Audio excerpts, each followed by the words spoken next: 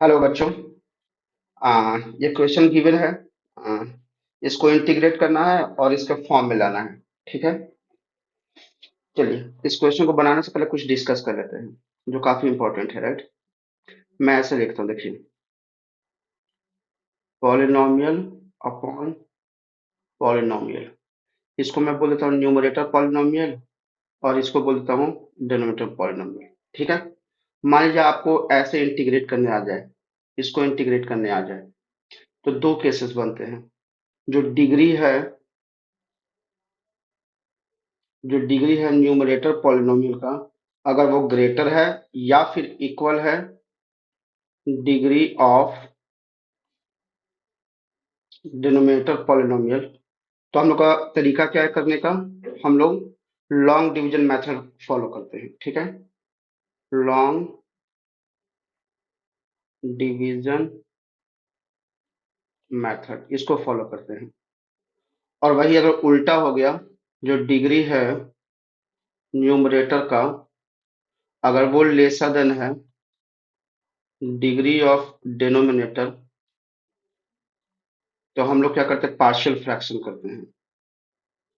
Partial fraction. Partial fraction, ठीक है। अब पार्शियल फ्रैक्शन में भी थ्री केसेस होता है। उस थ्री केसेस को मैं डिस्क्राइब नहीं कर रहा हूँ।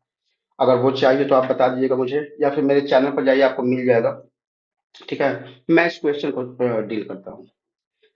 अच्छा, यहाँ पर देखिए, न्यूमरेटर का डिग्री कितना है। मुझे लगता है न्यूमरेटर का डिग्री 0 है।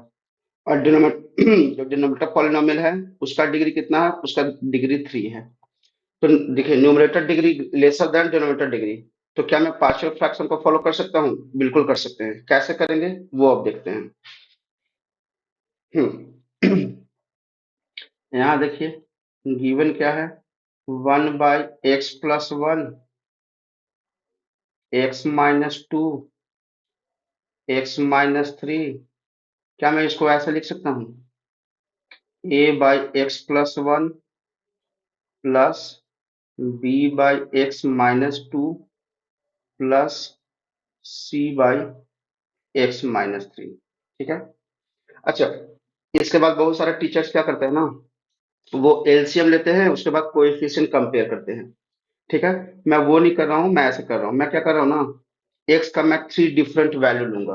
वो वैल्यू आप पे डिपेंड करता है आप कौन सा वैल्यू लीजिए। मैं क्यों थ्री डिफरेंट वैल्यू लूंगा, ताकि मैं ए बी सी में थ्री लीनियर इक्वेशन बन जाए और उनको आपस में सॉल्व करके ए बी सी को निकाल सके। ठीक है। तो जो सबसे मोस्ट फेवरेबल है वो है एक्स इक्वल जीरो। अगर मैंने एक्स इक्वल जीरो रखा, तो ये लेफ्ट हैंड साइड में कितना बन जाएगा, 1 into -2 into -3। Right hand side कितना बन जाएगा, ए प्लस b-2 प्लस c/-3। ठीक है। तो लेफ्ट हैंड साइड कितना बन गया, 1/6 हो गया। राइट हैंड साइड क्या कीजिए, 6 एलसीएम ले लीजिए, तो 6 आएगा, तो ये बन जाएगा 6a minus 3b minus 2c। तो ये 6 से ये 6 गया, तो मेरा फर्स्ट इक्वेशन क्या बना, 6a minus 3b minus 2c equals 0। ठीक है, ये इतना समझ में आया। अब देखिए, मैं क्या कर रहा हूँ, नेक्स्ट टाइम में x इक्वल्स 1 ले लेता हूँ, तो लेफ्ट हैंड साइड क्या होगा, 1/2 into -1 into -2। Right hand side क्या बनेगा, a/2 माइनस b-c/2। ठीक है, तो लेफ्ट हैंड साइड कितना आएगा, 1/4। राइट हैंड साइड कितना आएगा, अगर मैं 2 कॉमन ले लूं, तो ये कितना हो जाएगा, a-2b-c। तो 2 से ये 4 गया, 2 टाइम्स। तो मेरा इक्वेशन बन के आएगा 2a minus 4b minus 2c equals 0। ये मेरा इक्वेशन नंबर 2 बन के आया। ठीक है। मैं नेक्स्ट टाइम क्या कर रहा हूँ, x का वैल्यू, अच्छा, x का वैल्यू -1 2 3 मत लीजिएगा। क्यों? क्योंकि ये डिनोमिनेटर है वो जीरो बन जाएगा। मैथ्स में डिनोमिनेटर में जीरो अलाउड होता नहीं है, ठीक है। तो मैं -1 2 3 नहीं ले सकता, उसके अलावा कोई भी नंबर आपका जो मन करे वो ले लीजिए। तो मैंने जीरो कंसीडर किया, वन कंसीडर किया, फिर कौन सा कंसीडर करूं? -1 तो कंसीडर कर नहीं सकता हूं। तो x इक्वल -2 कंसीडर कर लेता हूँ, ठीक है। तो लेफ्ट हैंड साइड में कितना बच जाएगा? -2 + 1 -1 इंटू -4 इंटू -5, ठीक है। राइट हैंड साइड में बन जाएगा -a -b/4 -c/5। तो ये कितना बन गया? 1/20। राइट हैंड साइड क्या बन जाएगा? अगर मैं एलसीएम लूंगा तो 20 आएगा। तो -20a -5b -4c। ये 20 इस 20 के साथ गया, माइनस साइन हुआ। तो अगर मैं इसको सिंप्लीफाई करूं तो कितना आएगा? 20a +5b +4c equal 0। ये मेरे, सॉरी, 1 इक्वल्स 1। ये मेरा इक्वेशन नंबर 3 आया। अब देखिए इक्वेशन नंबर 1 और इक्वेशन नंबर 2 को मैं सॉल्व कर रहा हूँ। इक्वेशन 1 एंड इक्वेशन 2 को सॉल्व कर रहा हूँ। तो क्या लिखा हुआ है?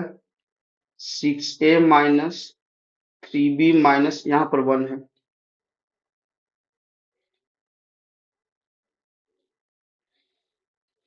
6a minus 3b minus 2c equals 1। सब जगह यहाँ पर 1 है, मैं 0 लिख दिया। यहाँ 1 है। इक्वेशन नंबर 2 कितना है? 2a minus 4b minus 2c equals 1। तो इसको सब्ट्रैक्ट कर दीजिए। तो ये तो माइनस हो जाएगा, ये प्लस हो जाएगा, ये प्लस हो जाएगा, ये माइनस हो जाएगा, ठीक है। तो यहाँ से आएगा 4a, ये आ जाएगा +b, ये कैंसल आउट हो जाएगा और ये भी कैंसल आउट होगा, तो ये बच जाएगा 0। यानी b इक्वल्स -4a आया। ये आपका रिलेशन आया ए और बी में, ठीक है। अब ये क्या कीजिए ना, ये जो रिलेशन आया है ना, इसको आप थर्ड वन में डाल दीजिए। तो मेरा इक्वेशन क्या बन जाएगा? 20a as it is +5 times -4a, b की जगह पर मैंने -4a डाल दिया, +4c इक्वल्स 1। तो मुझे लगता है ये तो -20 है, +20 कैंसल आउट, तो यहाँ से c का वैल्यू 1/4 आ गया, ठीक है। वापस से इक्वेशन नंबर वापस से कोई भी इक्वेशन आप कंसीडर कर सकते हैं, ठीक है। मैं इक्वेशन 1 को कंसीडर कर रहा हूँ। इक्वेशन 1 कितना था? 6a minus 3b। देखिए इक्वेशन 1 यहाँ पर है, इस वाले इक्वेशन को कंसीडर कीजिए। तो ये कितना हो जाएगा? 6a -3 टाइम्स, ये बन जाएगा -4a, ठीक है। माइनस ट्वाइस ऑफ c का वैल्यू हम लोगों ने 1/4 निकाला है अभी, तो मैंने यहाँ पर डाल दिया 1। तो ये कितना हो जाएगा? 6a +12a इक्वल्स 1 -1/2, क्योंकि ये तो कैंसिल आउट हो जाएगा ना। 2 1 जा, 2 2 जा, राइट हैंड साइड जाएगा तो प्लस हो जाएगा। तो ये बन जाएगा 18a इक्वल्स 3/2। तो a का वैल्यू मुझे लगता है कितना आएगा? 1/12 आ गया। उस हिसाब से अगर मैं इस इक्वेशन का हेल्प लूं तो b का वैल्यू कितना आ जाएगा? -1/3 आ गया। सब तो आ गया, ठीक है। abc का वैल्यू तो आ गया। अब मुझे इंटीग्रेट किसको करना है? अब मैं इंटीग्रेशन इसका नहीं करके इसका करूंगा। वो कैसे? मैं लिखूंगा 1/12/1/x+1 dx plus -1/3 into 1/x-2 dx plus integration 1/4/x 1/x-3 इसका इंटीग्रेशन करूंगा, ठीक है। तो ये तो कांस्टेंट है, तो ये तो 1/12 बाहर आ जाएगा, ठीक है। सिमिलरली -1/3 बाहर आ जाएगा, तो यहाँ बचेगा क्या, 1/12 बाहर आ गया, -1/3 बाहर आ जाएगा, +1/4 बाहर आ जाएगा। तो यहाँ -1/3 बाहर आ गया, यहाँ पर +1/4 बाहर आ गया, क्योंकि कांस्टेंट है ना तो वो बाहर आ जाएगा, ठीक है। ये तो आप लोगों को पता ही होगा। अच्छा, अब ये 1/x+1 का इंटीग्रेशन कितना होता है, देखिए यहाँ पर एक कॉन्सेप्ट है वो सीख लीजिए। 1/ax+b, तो ये किसकी तरह दिख रहा है, 1/x की तरह नहीं दिख रहा है। अगर 1/x का इंटीग्रेशन कितना होता है, ln x होता है, मॉड भी लगाते हैं, ln मॉड ऑफ x होता है। तो ये जो x को अगर लीनियर कॉम्बिनेशन ऑफ x से रिप्लेस किया जाए ax प्लस b से, तो इसका जो इंटीग्रेशन आएगा वो आएगा ln mod of ax plus b, ये तो आएगा ही। इंटीग्रेशन करने के बाद x से कोएफिशिएंट से मल्टीप्लाई कर दिया जाता है। x का कोएफिशिएंट कितना है, a है, तो 1/a हो जाएगा।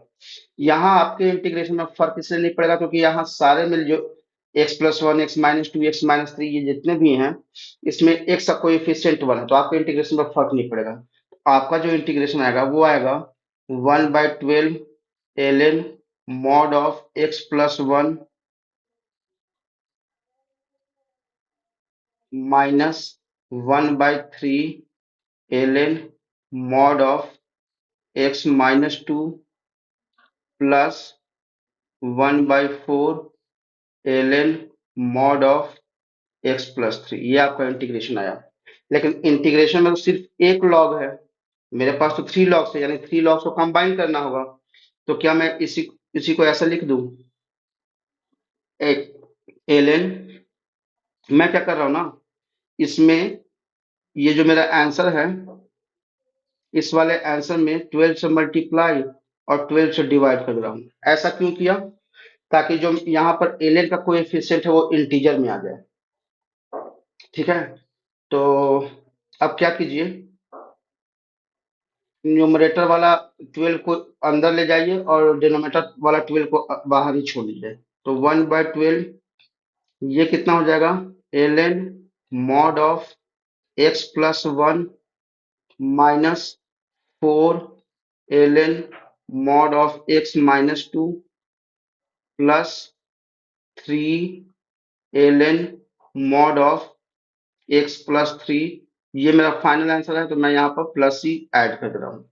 लेकिन मेरे पास तो सिर्फ एक लॉग चाहिए, मेरे पास तो 3 लॉग्स है। क्वेश्चन में जैसा पैटर्न दिया उसमें तो एक लॉग चाहिए, तो मैं क्या कर रहा हूँ, अच्छा ये आप लोग को पता होगा, मैं लिख देता हूँ यहाँ पर। यहाँ पर एक नोट लिख लीजिएगा, इंपॉर्टेंट कॉन्सेप्ट है लॉग का।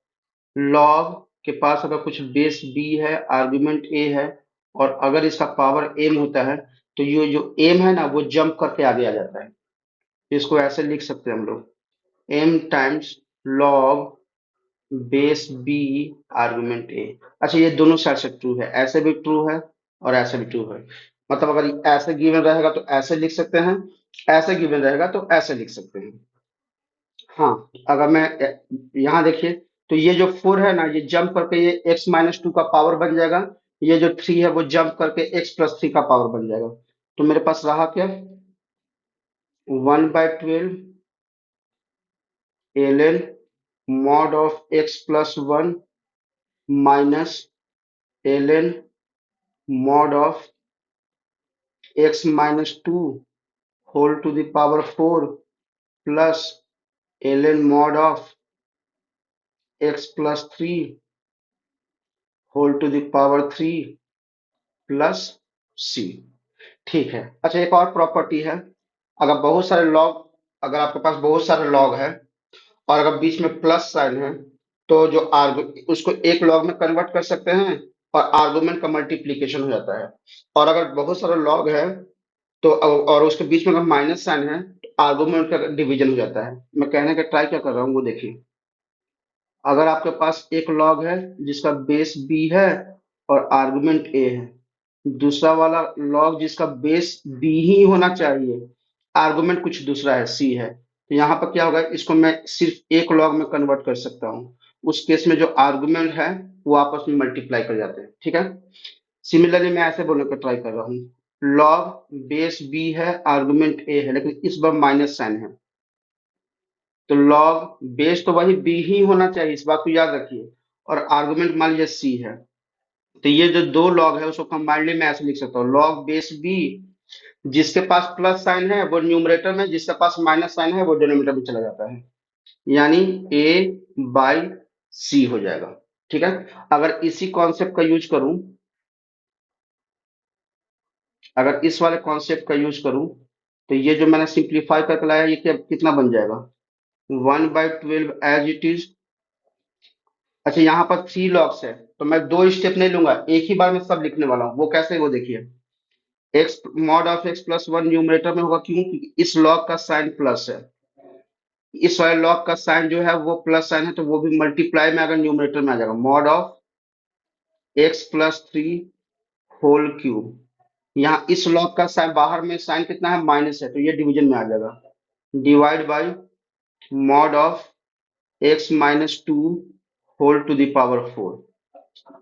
ये हो गया, ये देखिए सक्सेसफुली हम लोगों ने क्या किया, इतने सारे लॉग को एक लॉग में कन्वर्ट कर दिया। अब क्वेश्चन पर आते हैं, अब कंपेयर कीजिए, देखिए ना, उसने जो दिया है मेरा भी आंसर वही आया है, बस यहाँ पर 1/k है, मेरे पास 1/k की जगह पर क्या आया है, 1/12 आया है, ठीक है। यानी ये k का वैल्यू कितना है, इस k का वैल्यू 12 है, यानी ऑप्शन नंबर डी। क्वेश्चन थोड़ा सा आसान था, ठीक है। अगर ये वीडियो आप लोग को इन्फॉर्मेटिव लगा हो, अगर आप लोग को ये वीडियो पसंद आया हो, तो प्लीज आप लोग से इतना रिक्वेस्ट है, इस वीडियो को लाइक करें, इस वीडियो को ज्यादा से ज्यादा शेयर करें, और मेरे चैनल को सब्सक्राइब करें। मैं अपने चैनल पर IIT जेई का भी क्वेश्चन अपलोड कर रहा हूँ, एनडीए का भी क्वेश्चन अपलोड कर रहा हूँ, और WG का तो कर ही रहा हूँ। इसके बावजूद मैंने, मेरा प्लान कुछ और है, मैं कुछ और भी जो कंपटीशन होते हैं, कि सीईटी का भी मैं कर रहा हूँ। तो मेरा जो प्लान है कि जितने भी कंपटीशन है सबके प्रीवियस ईयर क्वेश्चन को मैं डील करूँ और आप तक वो वीडियो पहुंचाऊं, ठीक है। तो आप भी हम मेरा हेल्प कीजिए और इस वीडियो को लाइक करें, मेरे चैनल को सब्सक्राइब करें। चलिए नेक्स्ट क्वेश्चन में मिलते हैं।